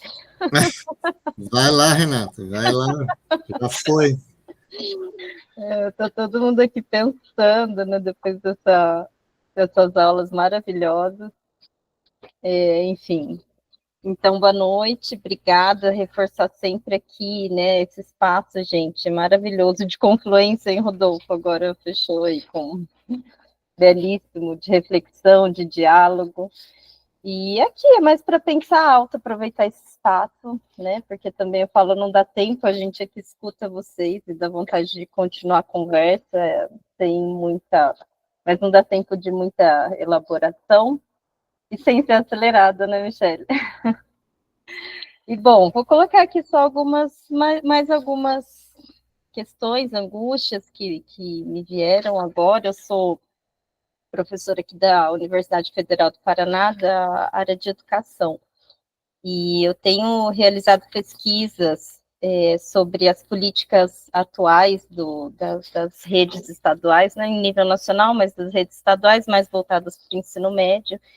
E fiquei pensando muito, né, nas duas falas, primeiro principalmente da Michele, mas hoje o que a gente tem um pouco, né, nessa negação que você coloca dessa condição, gostei muito desse diálogo com o Sartre, já anotei aqui várias outras referências e possibilidades, mas o que a gente tem muito forte é uma disciplina, um componente curricular, que na disciplina que chama projeto de vida, né, e é justamente um pouco nesse sentido, do empreendedor de si, não sabia que tinha um Instituto Brasileiro de Coaching, que tristeza, mas já vou buscar também, porque eu acho que, e a gente pensar a escola enquanto esse espaço formativo, a função social, né, desse contrapor, dessa formação nessa condição humana, e hoje, por exemplo, o projeto de vida tem mais aula do que biologia, tem mais aula do que história, né, aqui no Paraná, pelo menos, isso não é privilégio do Paraná, eu falo, infelizmente, está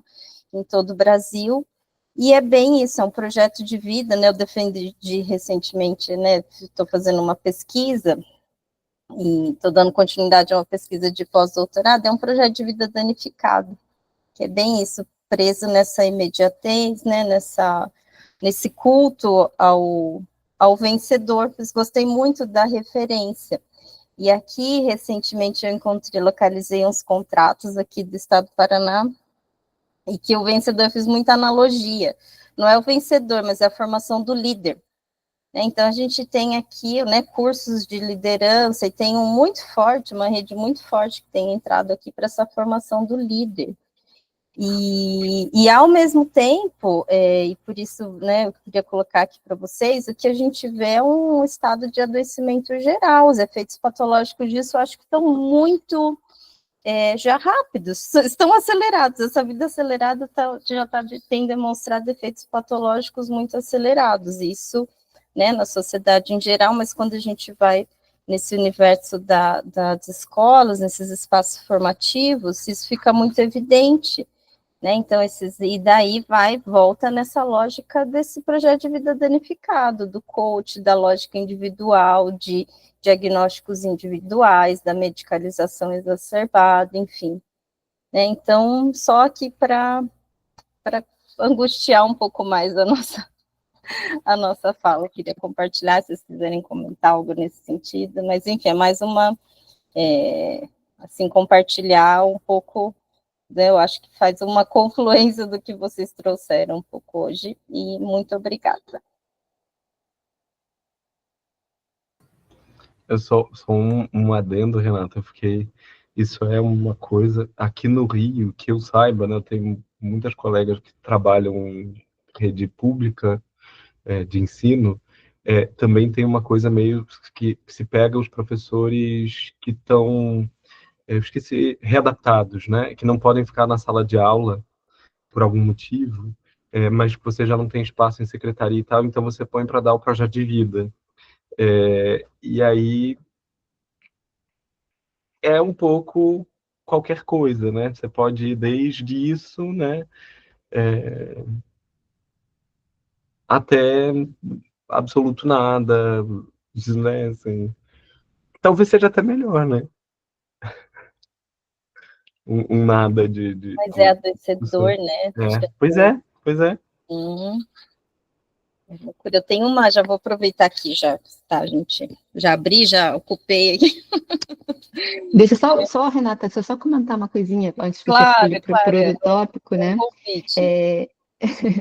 Essa questão, né, do projeto de vida e tal, é muito impressionante, assim, né? Porque quando o coaching surge, ele surge muito voltado para as questões profissionais, né? Para ajudar as pessoas que estavam, né, meio que perdidas profissionalmente ou em transição de carreira. E com o tempo, eu acho que isso foi se dando de acordo com esse movimento mesmo, né, de terceirização das questões da vida, né, que é por isso que eu trouxe isso junto com os discursos dos especialistas também. Com o tempo, foi crescendo a área que eles chamam de life coaching, que era uma coisa que não existia, né? E hoje em dia o life coaching praticamente virou sinônimo de coach mesmo, né? Então, que é esse especialista, esse profissional que é formado para, de alguma maneira, é, dar os direcionamentos, ajudar a pessoa a encontrar os postos direcionamentos para a vida, né? E está muito atrelado, sim, eu concordo com você, tenho percebido muito a ênfase muito grande no discurso da formação do líder, né? Hoje em dia tem um grande mercado em torno dessa questão da liderança, que, claro, assim, é uma consequência direta dessa busca pela individualização, pela concentração, né, do poder em uma única pessoa, né? E é muito sedutor isso, né? Alguém que vai liderar não só equipes, mas que tem o poder de, mais uma vez, o poder competente, o discurso competente, digamos, né? Da Marina Chauí, que de alguma maneira eles podem encaixar em várias situações, né? Esse discurso competente, ele tira a complexidade, supostamente ele que vai ajudar a tirar a complexidade da minha vida, né? Então, isso é muito forte e é uma manifestação muito contemporânea desse homem unidimensional, sem dúvida, né? E eu estava vendo, né? Estava refletindo outro dia também sobre uma tendência atual que é uma crítica que virou moda a pessoa CPJ, a pessoa jurídica, né? E aí uma crítica como se fosse assim, ter CLT virou algo fora de moda porque você não tem liberdade, né? Então, assim, esse discurso do empreendedor de si, também eu percebo que está passando muito por isso daí, né? Uma ideia de pejotização da vida, até já ouvi esse termo, assim, né? Que traz uma falsa ideia de uma flexibilização, né? De uma liberdade, não mais do campo aí econômico e tal, mas da própria vida, né? E aí, claro que está tudo nesse pacote, né? Então, se tem alguém lá, né? Tem uma disciplina na escola que está dando projeto de vida, é como se acho que é um desdobramento uma coisa vai gerando a outra, assim, né? Enfim, foi só coisas que me ocorreram aqui. Pode continuar agora, que você próximo tópico, né? Que você ia falar. Não, é o que eu lembrei, eu tenho vai ser a banca de defesa de mestrado de uma aluna quarta-feira, que é justamente sobre isso, e vai ser híbrida. Depois eu deixo ali o convite. Ela faz entrevista com professores de projeto de vida aqui do Paraná. E até ela estava aqui, hoje a gente estava em reunião, retomando a apresentação dela, e fica bem esse lugar, o Rodolfo comentou quem que leciona, e daí na fala é lugar de ninguém, lugar nenhum, né, não tem ciência, não tem um objeto científico claro, e quem vai lecionar também é esse lugar de nada, é um vazio. Então, muito interessante. Quem se interessar e quem estiver na área da educação, eu vou deixar depois ali o convitinho que ela vai defender quarta-feira e tem essa possibilidade, como vai ser híbrida. Era isso, mas obrigada. A Jusileia colocou da pejotização também, né, na rede pública de educação em Santa Catarina. Tem hoje, se não me engano, é porque eu estou com uma fila grande de podcast, mas eu acho que é o episódio de hoje do podcast que chama Café da Manhã, da Folha de São Paulo. É com a Rosane Pinheiro Machado, que está fazendo uma pesquisa sobre pejotização e precarização, né, do trabalho, e isso, assim, são mulheres negras periféricas que são responsáveis pela maior quantidade de empresas de uma pessoa só, né? Assim, de empreendedoras de si mesmo. E aí ela vai... Não acabei de ouvir o episódio, mas parece que vai nesse caminho, né? De pensar essa articulação, essa sobreposição de precarizações. E uma coisa que é uma realidade é porque o PJ é o novo CLT, né? Então, na verdade, você não tem a liberdade, você cumpre horário, tem muito processo agora por isso, né? Porque você é cobrado por cumprir horário, por fazer todas as coisas como se você fosse CLT, mas sem os direitos de CLT, porque você é PJ. Enfim.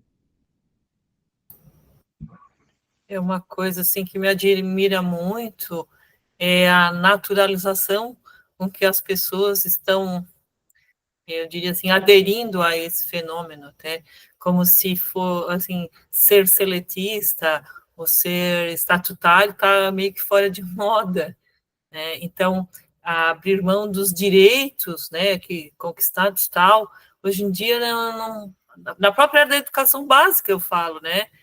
Se a gente for abordar isso, a gente não é nem bem visto, né?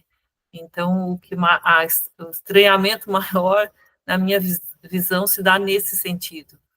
E com relação ao projeto de vida, só fazer um comentário também, a partir que a colega Renata abordou, né? Eu fiz a minha pesquisa de mestrado sobre esse componente curricular, que em Santa Catarina está vigente até esse ano, e agora saiu a matriz para o ano que vem, ele não está mais previsto. Mas eu dizia assim que a gente vende uma ilusão, né, para os alunos da educação básica, como assim, depende só deles fazer sucesso na vida, e se eles não alcançar, o culpado, né, a culpabilização é deles mesmos. Então, algo muito triste. E o mais triste é tu ver os teus colegas professores abraçando uma causa dessa, né? Então, a nossa satisfação é que nessa matriz curricular que foi anunciada agora para o próximo ano, Educação Básica de Santa Catarina, rede estadual, me refiro, ele não está mais presente, né?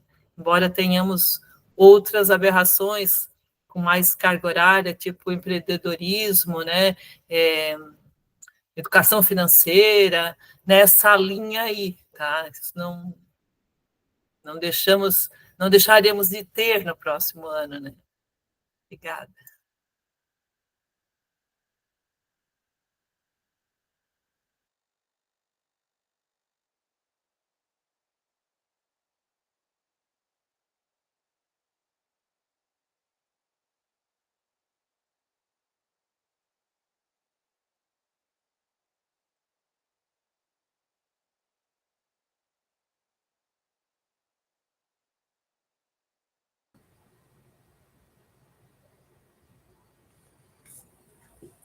E aí, gente? Fala, Robson. Beleza, cara?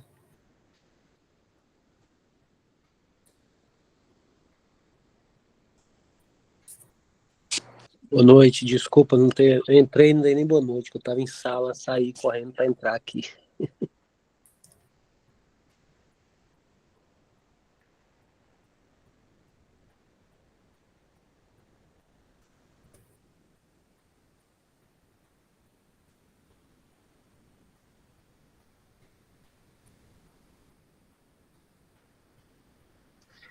Bom, já que ninguém falou, eu ia aproveitar já esse tempinho e perguntar para o Rodolfo, que não deu tempo da gente falar no início, né? Assim, o que que você acha? Como que você acha que o que o Sartre coloca do método singular universal, porque a gente conversou isso um pouquinho, né? Que o método singular universal ele poderia ser uma ótima não, na verdade é uma das saídas que o Sartre encontra, né?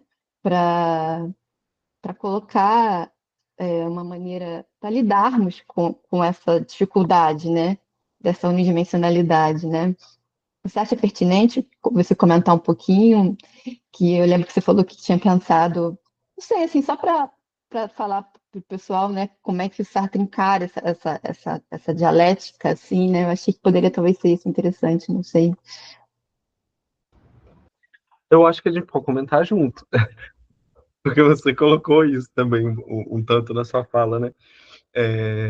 É, uma coisa que eu fico muito mobilizado, né? Acho que são as coisas que, de alguma forma, eu fui tentando apontar ali na fala, são as formas de resistência, né?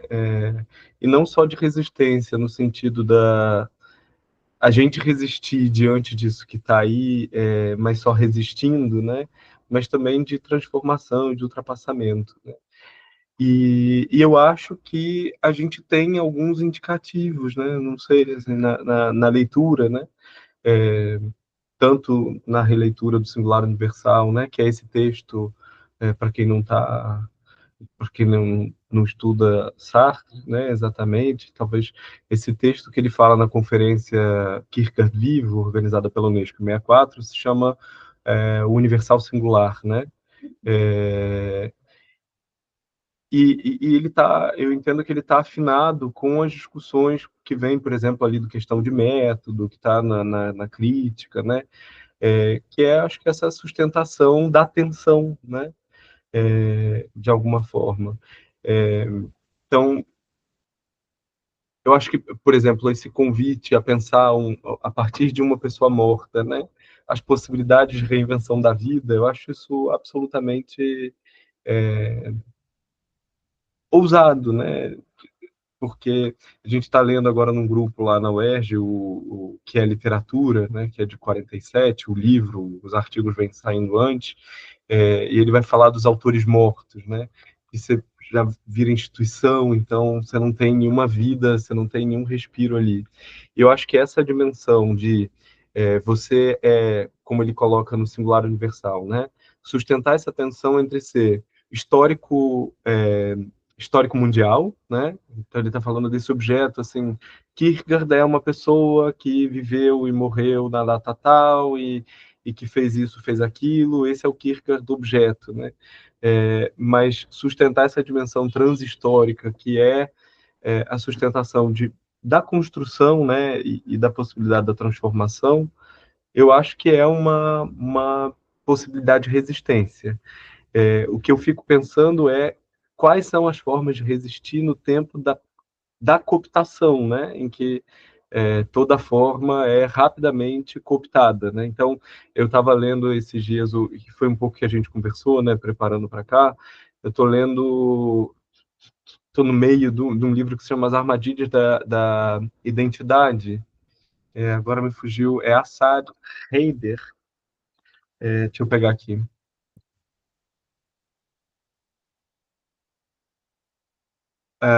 Assad Heider, isso. Deixa eu colocar aqui. Isso, obrigado, Leomir. Muito bom, pois é. Nas armadilhas da identidade, ele está falando disso, né? Assim, por exemplo, as pautas identitárias que surgem como uma possibilidade de sustentação da transformação, elas rapidamente vão virando mercadoria também, né? Então, vira produto que você tem que fazer para... com H, isso. Você vira produto para você sustentar digamos, os grupos minoritários, né? E as maiorias minorizadas.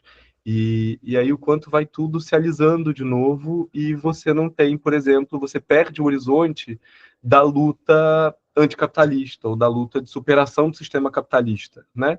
Porque já que a farinha está pouca, vamos distribuir o pirão e fica todo mundo bem, né? Parece que é um pouco essa lógica, assim. Não é já que não dá para distribuir o pirão, me dá um pouquinho que tá ok, né? Acho que isso são coisas, mas eu acho que sim, voltando, né? Eu acho que quando o Sartre fica, né? Esses pares dialéticos ali do pensamento de Sartre, eu acho que é a sustentação dessa possibilidade da ética, né? Você falou da totalidade totalizada, né? Eu acho que o que eu fico pensando é como é que isso faz vida, né? Quando a gente também está nessas pressões, né? Não sei, hoje eu tô mais pessimista, por isso que eu comecei com o negócio da morte. Eu tô meio assim hoje. É, é bem por aí Como mesmo, é que né? você Eu tá? também vejo por aí também. Eu acho que o nosso grande desafio atualmente é imenso, né? É justamente... E essa ideia, né, dessa dialética singular universal, ela é como se fosse um bom farol, assim, né? Como a gente vai conseguir, não sabemos, né? Mas é aquilo, né? Acho que ajuda a dar uma situada, né, nessa chapação que a gente vive, né? Que é um pouco essa questão da unidimensão da vida, assim, né? E como fomentar isso, assim, né? Essa dialética no olhar, por exemplo, na escola, né? Que o pessoal está trazendo muitos exemplos no campo da educação, né? Como é que pensar, de fato, práticas de desenvolvimento de olhar transdisciplinar, né? Por exemplo, o especialismo atualmente faz isso, né? Com que a gente tenha dificuldade de sustentar o olhar transdisciplinar para os fenômenos, né? Então, Sartre traz muito isso, né? E o Marcuse também, no sentido de trazer para a concretude, mas não abrir mão daquilo que está maior, né? E eu acho que esse é sempre um grande ponto, assim, né? E eu falo muito isso, por exemplo, na psicologia, né? Na minha dissertação, no mestrado, como eu observei, né, que a psicologia que chegava muito ao grande público era essa psicologia que oferecia respostas e que se dizia bastar em si mesma, né? Onde o diálogo com outras áreas das humanidades era visto, não era nenhuma possibilidade, assim, né? Então, tira de cena a complexidade mesmo, né, do existir. A gente veio isso observando, né? Agora, fica aí, né, mesmo desafio, né? Como conseguir sustentar esse olhar do menor, do singular, do contexto, sem perder mão do maior e vice-versa, assim, né? Nessa grande tensão que é não tentar resolver a tensão o tempo inteiro, né? Que o imediatismo, a imediatez, a aceleração, acho que empurra a gente para soluções rápidas, seja num extremo ou no outro, assim, seja num polo ou no outro, né? E a gente observa isso, né? Com muita frequência, né? Mas, enfim, concordo plenamente com você, né? Eu gosto muito, aí o Fernando está aqui, ele pode falar bem melhor que a gente disso, mas para mim, Fernando, é um pouco um manifesto o teu artigo com a Mônica Alvim ali no Clínica de Situações Contemporâneas, a quarta e última parte, em que vocês propõem a sustentação de 3 tensões no fazer da clínica, né? Eu acho que ali é um manifesto, convite a isso que eu acho muito... Para mim, é a condensação um pouco disso, assim, de caminhos, né?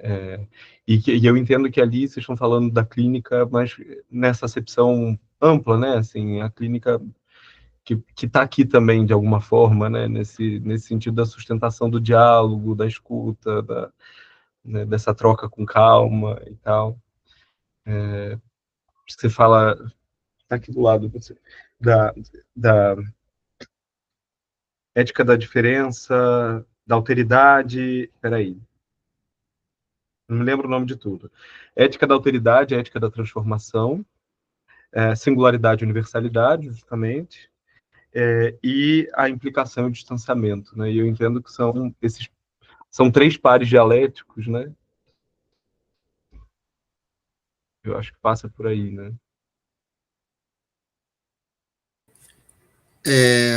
Gente, só vou ler aqui no chat aqui, o Silvio colocou, né, que parece que ele está sem áudio aqui, não pode, né, falar, mas ele falou: muito bem-vindo essa aproximação com Sartre e Marcuse. Marcuse tentou uma vez se aproximar com a publicação do Tempo Modernos e de Merleau-Ponty com um diálogo interessante na época dos anos 1940. Marcuse fez uma crítica ao Ser e o Nada, que depois revê. Eu não sei se o Silvio quis colocar o homem unidimensional aqui, será? Em um homem unidimensional, Marcuse, no caso, então, Silvio, volta com a ideia de projeto, colocasse aqui. Ah, tá. Em Um Homem Dimensional, Marcuse volta com a ideia de projeto. Essas interlocuções, desculpa, da teoria crítica com a fenomenologia francesa é muito bem-vinda, parabéns pela exposição. Não.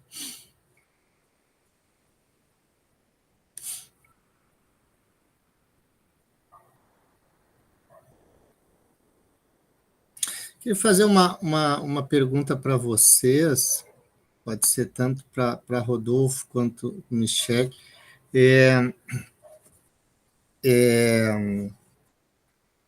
Acho que é um belo de um debate, né? Esse, né?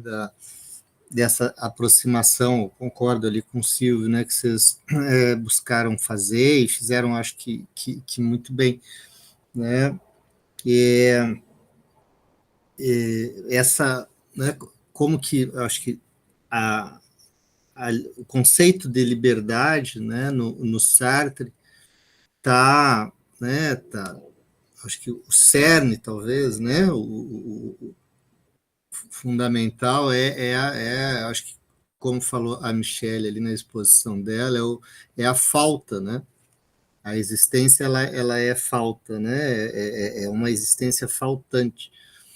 Portanto, né? Há uma temporalidade ali, né? Que não é exatamente a mesma falta do Lacan, né? Que a falta do Lacan tem a ver com recalque ali no Sartre, eu acho que tem de outra, aí desenvolve a ideia de uma temporalidade, né? Tem a ver com esse não ser ainda, né? Que é próprio do existência, né? Só lembrar o Bloch, né? O Ernest Bloch. Mas como que essa liberdade, né, esse meio que fundamento mesmo, né, desse ser que se historializa, ele acaba pela essa, né, unidimensionalidade do mundo cada vez maior, homogeneizando a existência na identidade, né? Esse imperativo, né, portanto, dessa adaptação, né, ao que é, né, e essa progressiva desaparecimento do que não é, né, do próprio ser do humano, né, carregado de sua própria negação, né, ele fica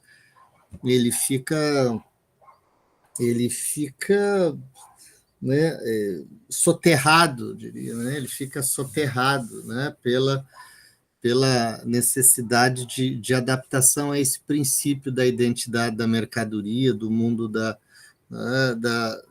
desse imperativo. Mas, ao mesmo tempo, vamos dizer assim, talvez esses hiatos de negatividade, eles aparecem, né? Esses hiatos, não sei, esses né? Falou, né? O Rodolfo falou do Nego Bispo, né? Lembrei de uma vez assistir uma entrevista dele, né?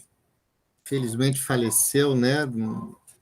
Mas, pô, eu gostava muito de assistir, gosto, né, de assistir, tem muitos livros, áudios dele, entrevista na internet, principalmente, e ele falou uma vez assim que lá lutando pela educação, lá na comunidade lá quilombola dele, lá ele dizia, a gente não quer a escola privada aqui, mas a gente também não quer a escola pública aqui.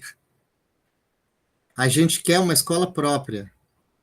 Pô, eu achei isso muito bom, assim, entendeu? Porque ele dá uma porretada não só na direita, mas ele dá uma porretada também no que a esquerda virou, né? Ela virou uma defensora do Estado, né? Não mais uma crítica ao Estado como outra face da sociedade mercantil. Então, a gente quer uma escola que a gente, né, a gente tenha total autonomia, né, do nosso próprio projeto, né? Enfim, pedagógico.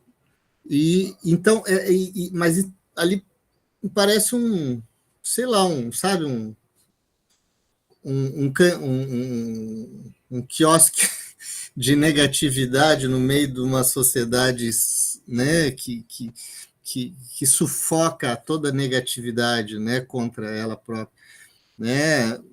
E eu queria daí ouvir um pouco vocês nesse sentido, assim, como é que vocês percebem, né, essas possibilidades de negatividade, né, essas possibilidades, né, já que o próprio discurso, né, da unidimensionalidade exalta uma barbaridade à liberdade, daí o elogio à pejotização, né, o elogio à pejotização, toda a extrema-direita mundial elogia, né, ao fascismo, o neofascismo, sei lá como é que a gente pode chamar essa nova direita, né, toda, né, aí que existe na atualidade, mas, enfim, o elogio do faça você mesmo, né?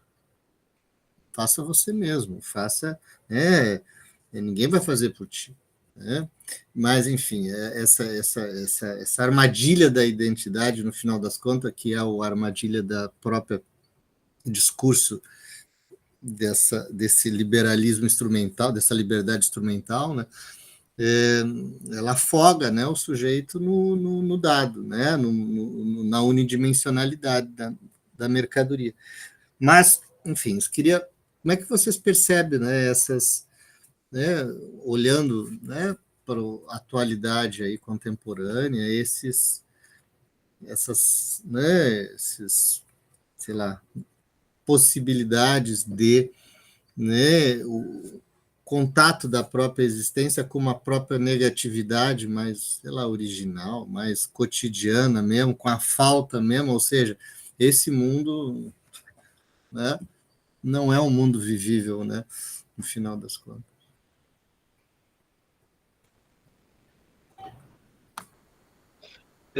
Falta quiosque, Fernando. Você falou do quiosque de negatividade, como se fosse uma arena ali.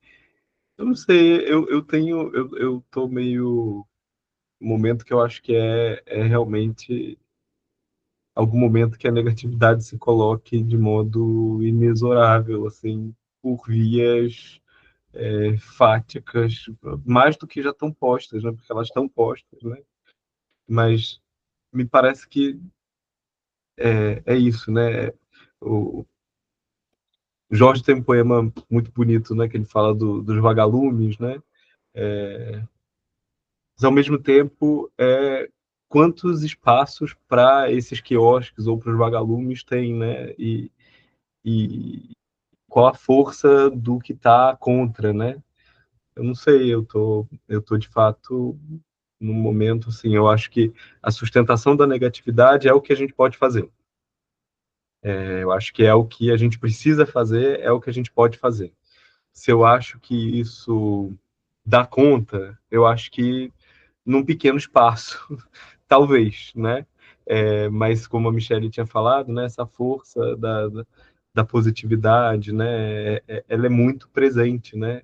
A gente vê isso, por exemplo, na formação em psicologia hoje, né? Assim, a força que tem essas dimensões de promessa, né? Da solução, de promessa rápido e tal, é muito grande. Então, eu fico esperando, assim, é o bom e velho meme do Vem Cometa, né? Mas não precisasse vir o cometa, mas e destruísse tudo, mas alguma coisa, porque é isso, né? A gente fica sempre, a gente estava falando isso em casa esses dias, a gente fica esperando que alguma catástrofe vá abrir.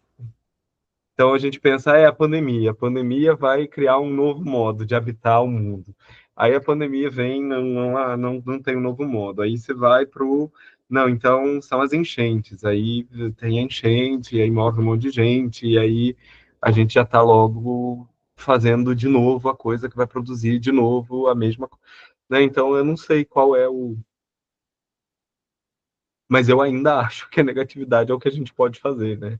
E eu estava vendo, teve um congresso da NUCAF recentemente, né, transmitido online, que alguém perguntou pro Joelson Tavares Rodrigues, né, que é um psiquiatra que trabalha numa perspectiva heideggeriana, assim, o que a gente faz contra essa clínica baseada em evidências da TCC e não sei o que? Ele fala, não, a gente não tem que fazer nada contra, a gente tem que fazer o nosso, né? Sustentar isso que a gente pode fazer, sustentar esse lugar, né? E isso em algum momento pode ser, né, a coisa, mas é o fato de que a gente ainda está ali recalcitrando, né? Acho que é por aí, né? Ocupar esses espaços. Não sei, não sei nem se eu me perdi, talvez. Michele. Até a grande pergunta, né? Eu acho que realmente ocupar espaços é fundamental, né? E existem muitas formas, né, da gente sustentar essa negatividade, seja na sala de aula, seja nas nossas relações. Eu penso, assim como Marcuse, eu concordo muito no poder também da experiência estética, né? Como ele fala, né, muito que a experiência estética, ele chama de a grande recusa, né? Porque ela permite justamente esse lugar de você colocar em perspectiva aquela realidade alienante, né? Enfim, existem muitos caminhos. A questão é que eu acho que nós, enquanto intelectuais, pesquisadores, professores, precisamos estar aqui falando, apontando e criando oportunidades de saídas, né? A excelente lembrança, Rodolfo, da poesia do. Estava até procurando aqui a poesia do Jorge, né? Sobre os vagalumes, eu não encontrei. Mas que fala muito nisso, né? Nessa direção, assim, né? De que. Não estou conseguindo encontrar, mas era exatamente de quanto eles sabem para onde estão indo, né?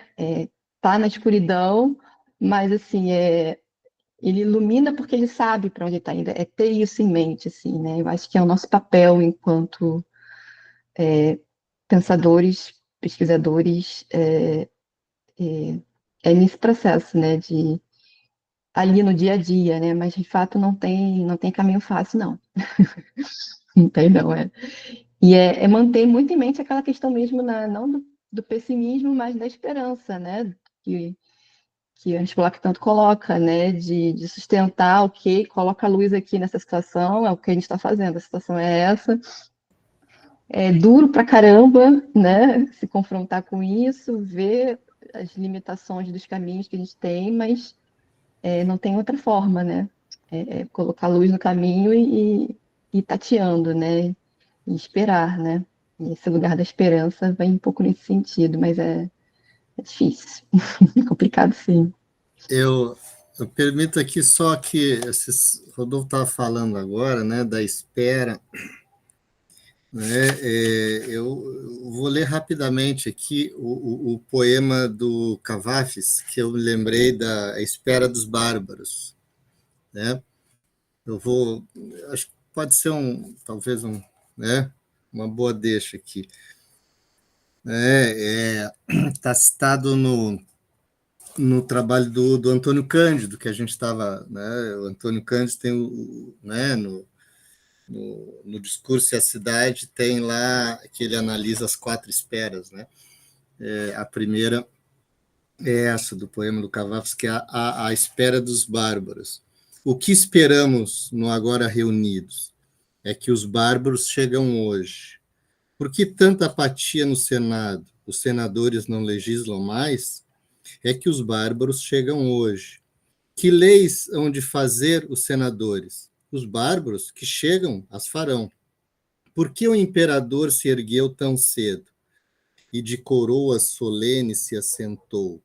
Em seu trono, a porta magna da cidade. É que os bárbaros chegam hoje.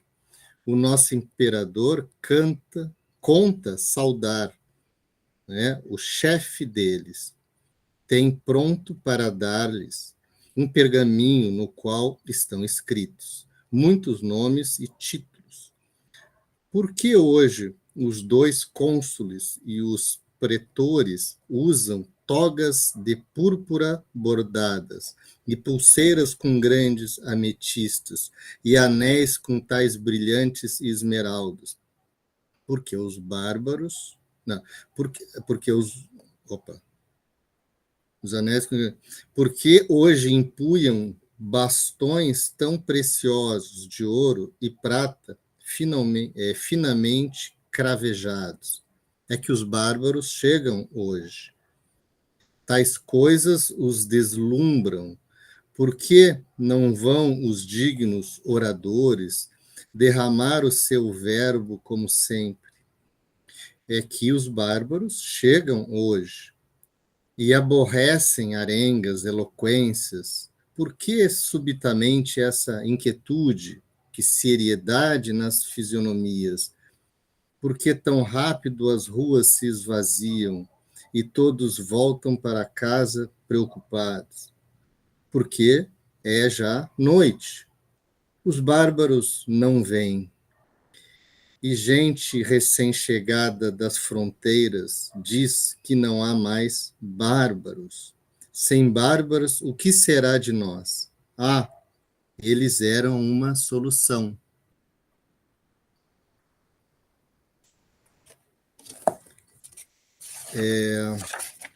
Sei sempre quando eu leio isso aqui, né? Eu acho que talvez, né, o pensamento emancipatório, talvez, ele esperou, né? Ele esperou uma caráter talvez messiânico, né, de uma classe libertária, né, e que não chegou. E só que essa era a grande espera, né? E essa era a grande espera. E como esses bárbaros libertadores talvez não viessem, a gente ficou órfão, né? Órfão de libertadores, né? Mas talvez o pior não seja a não vinda dos libertadores, o pior é a própria espera, né? Que a gente se, né, enquadrou como sendo a nossa solução, né? Talvez esse seja a nossa grande, né, angústia, né, atual. Os bárbaros não vêm.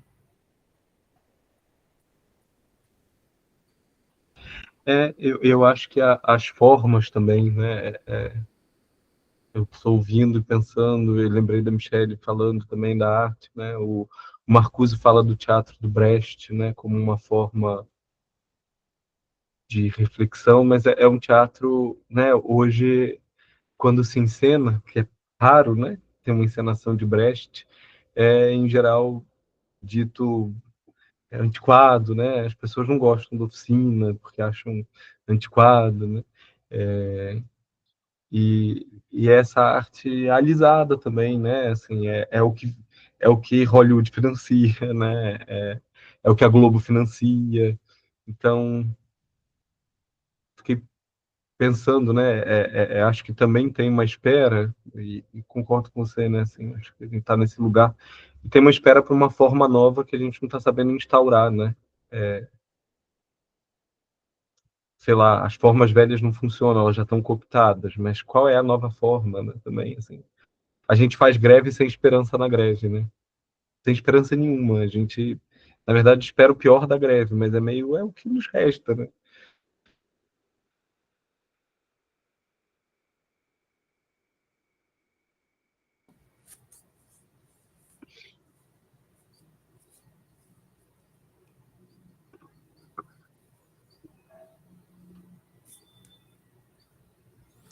Pessoal, vamos acabar no silêncio aqui, que está ótimo. Queria agradecer, então, né, novamente aqui ó, a Rodolfo, né, e a Michelle, por terem, né, colocado, acho que, essa nova perspectiva, né, de abordar o homem unidimensional, né, trazendo a reflexão de Sartre e também de Beauvoir, né, para a cena. Acho que isso enriquece para caramba, assim, né, essa atualidade, né, da unidimensionalidade da existência, e ao mesmo tempo esse, né, esse contraponto, né, sartreano, né? Então, parabéns, né? Parabéns. Aqui, Silvio também está dando os parabéns para vocês, né? Pela brilhante, eu acho que, reflexão que vocês colocaram e, enfim, enriqueceram bastante assim, nosso debate hoje. Ficamos por aqui, então, semana que vem tem mais. A gente se encontra segunda-feira que vem, às 7 horas, no mesmo horário. Um forte abraço para vocês, boa semana. Nos Obrigado, vemos. gente. Muito obrigada, viu, gente? Foi ótimo, um prazer enorme. Uma boa Maravilha. noite aí para todos. Obrigada, Michele. Obrigada, Obrigado, Michele. Michele. Rodolfo, um abraço. Um abraço, obrigado a vocês. Um abraço.